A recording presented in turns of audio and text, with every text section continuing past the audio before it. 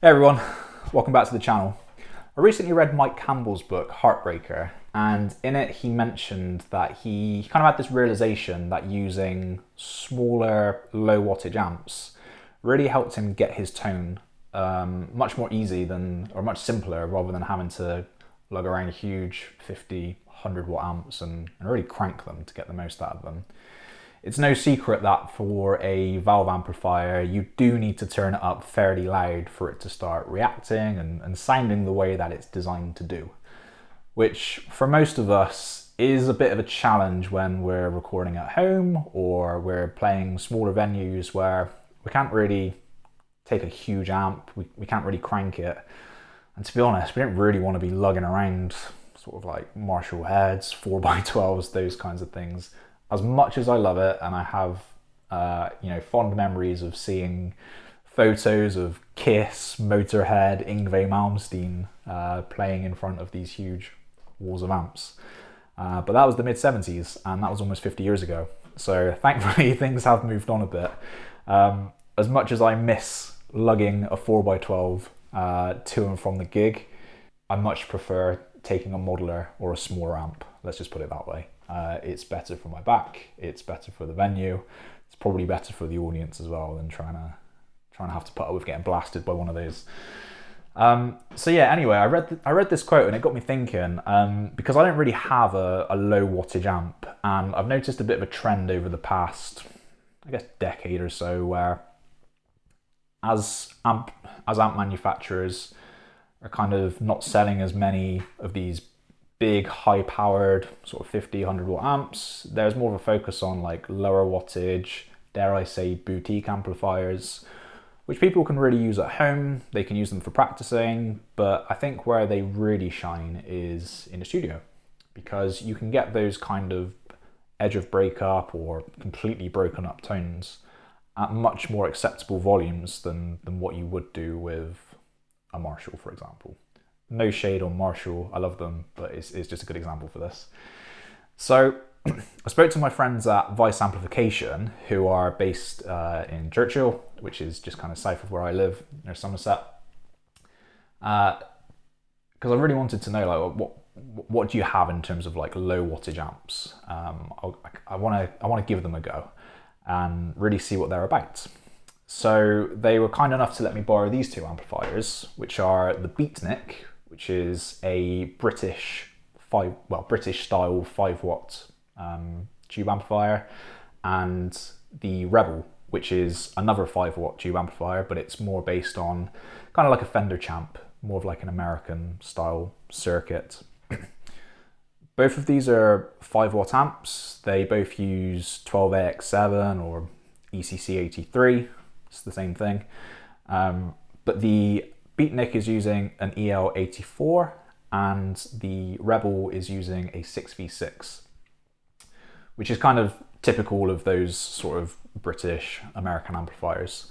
One breaks up much earlier than the other, and I thought it could be fun if perhaps I just sort of demonstrate the amps rather than it be a bit of a game to say, oh, can you guess which one's which? I thought it would be interesting just to see which one do you prefer, because we all have different ways of hearing these things.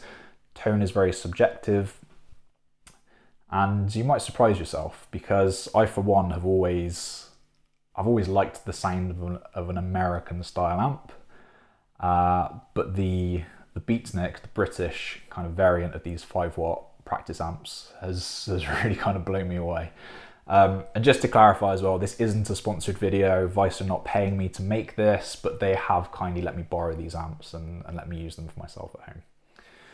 So as I said, two 5 watt amplifiers. They both weigh in about 11 kilos each. The Beatnik is using a greenback, and the Rebel has a Jensen in there, an Alnico speaker. These amps are designed for practice more than playing live, I would say, just really down to the wattage. But that being said, you could quite easily use either of these in a rehearsal, maybe even a small gig, especially if you're miking it up. You could use it at any gig really. But when using these amps at home, you do need to turn them up to a point where they're really coming alive. You can use them very quietly, I have the Beatnik on 0.5 at the moment, and that is like more than enough for me just for kind of practicing at home. Whereas the Rebel, whilst it has much more clean headroom, I do have to turn it up to about 2 just to kind of get parity on the volume. So one is much louder than the other, let's just put it that way. In terms of the actual sound, I'll run through some demos and stuff now so you can hear which is which. And what I'll do is I'll kind of bring the volume up, and then I'll do the big reveal and let you know which one's which and see what you think. So I've set up probably the world's most expensive AB switcher using my Helix.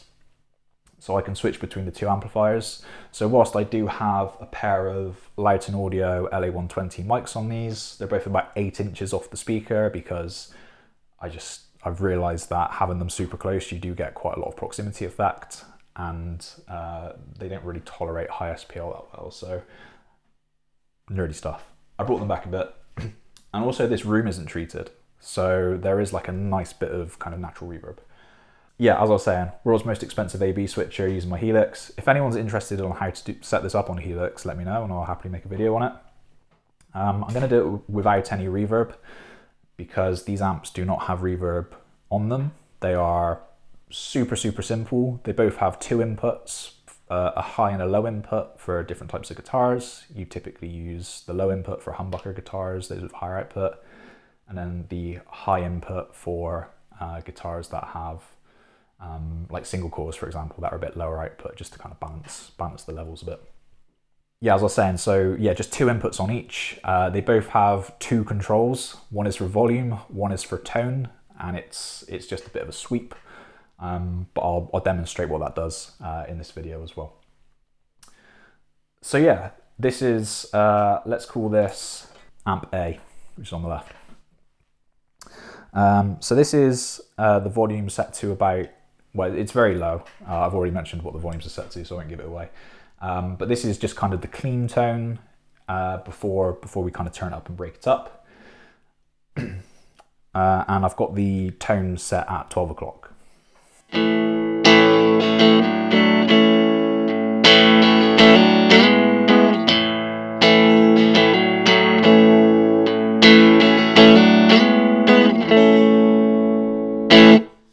And then amp B.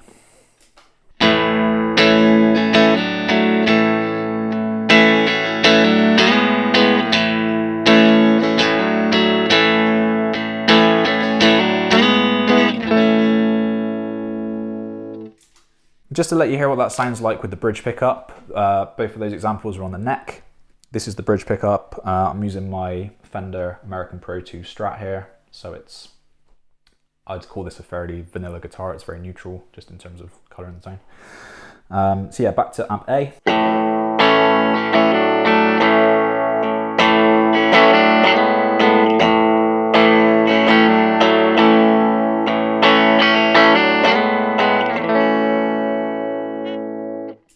Amp B.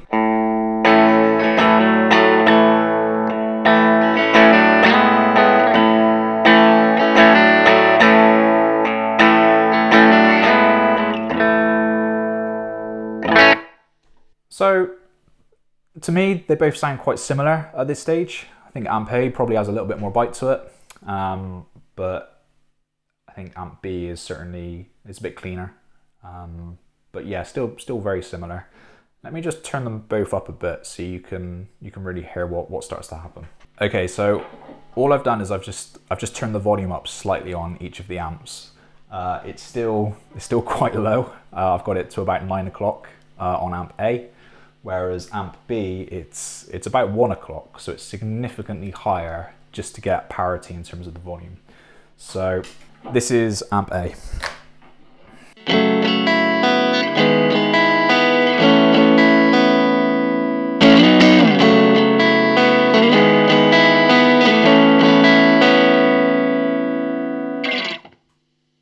Amp B.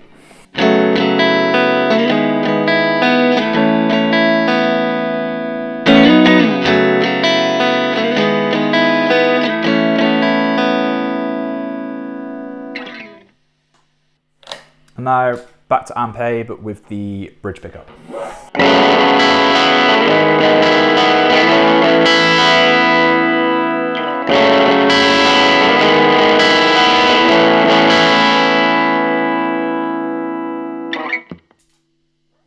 Amp B with the bridge pickup.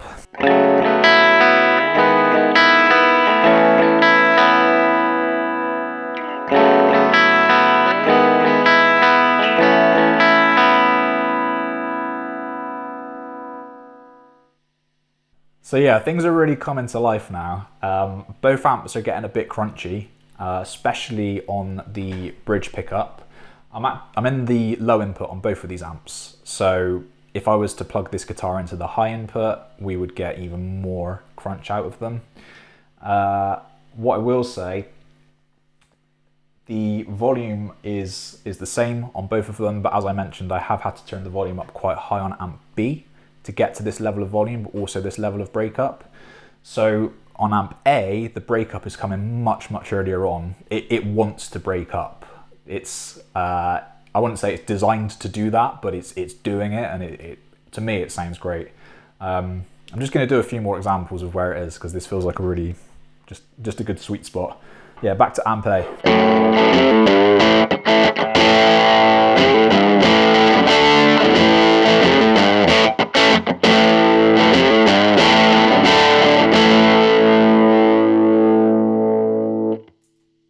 Amp B.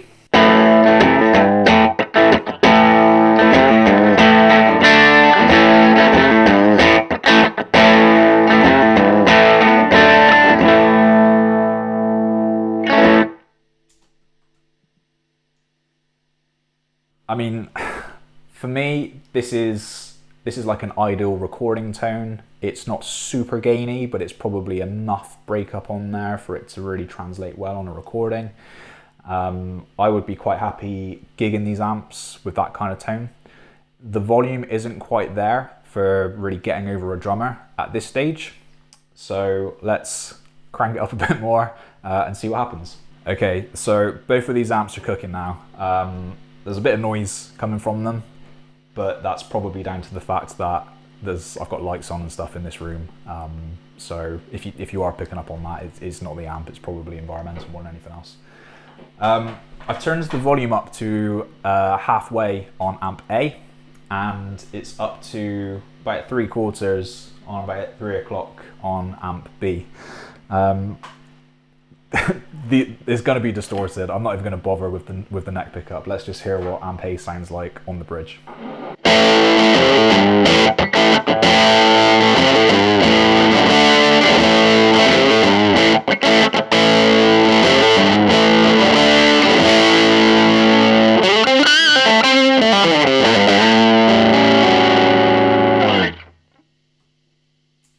Okay, and amp B.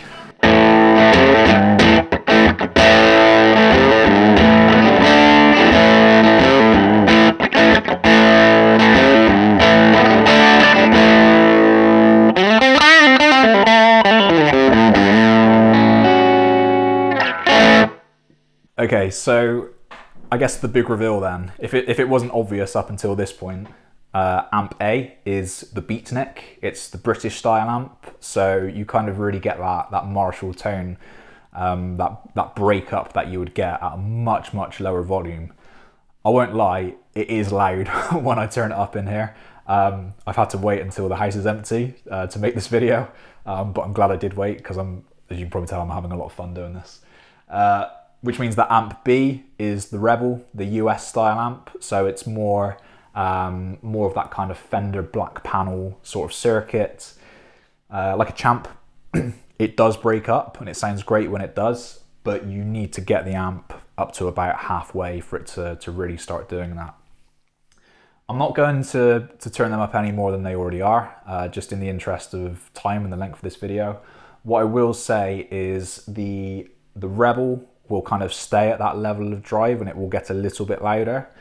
The Beatnik will get even more overdriven, but the volume won't change. You'll be clipping and it will kind of stay at that level, but it almost starts to sound a bit like a fuzz.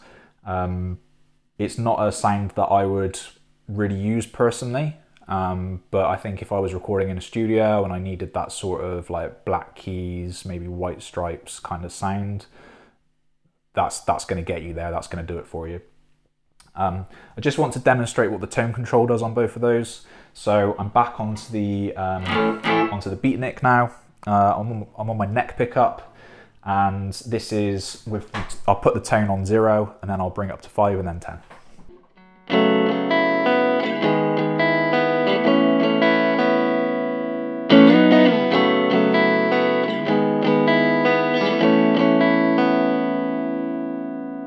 Tone on 5.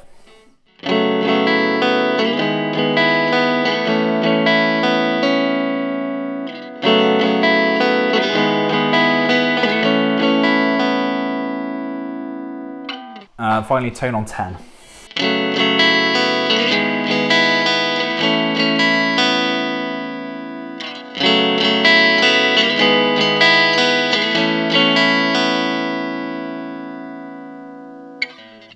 Okay, now same example, but on the Rebel. This is with the tone on 0.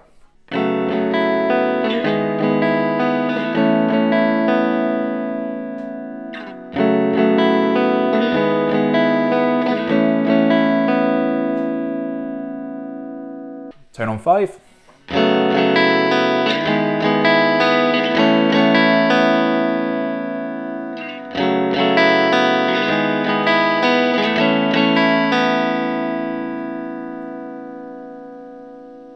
And finally, tone on 10.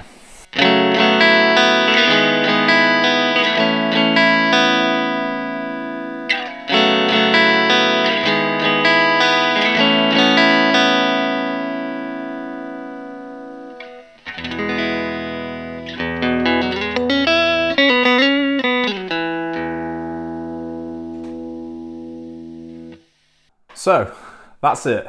That's the Beatnik and the Rebel from Vyse Amplification. Like I said earlier, I think where these amps really shine is in the studio. I could definitely sit down and practice with either one of these. But I think to get the sorts of tones that I like, I'd probably need to turn them up to a volume where I probably just need to be in a room which might be treated or far away from the rest of the family, just to not annoy anyone. I think these are great little practice amps, but like I said, I think they're even better for recording. You can get so many different tones from them, as hopefully you have heard.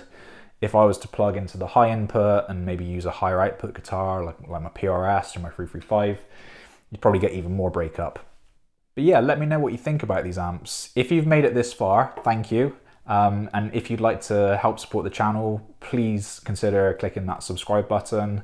I know I've gone about it, but it costs you nothing and it really does help out the channel.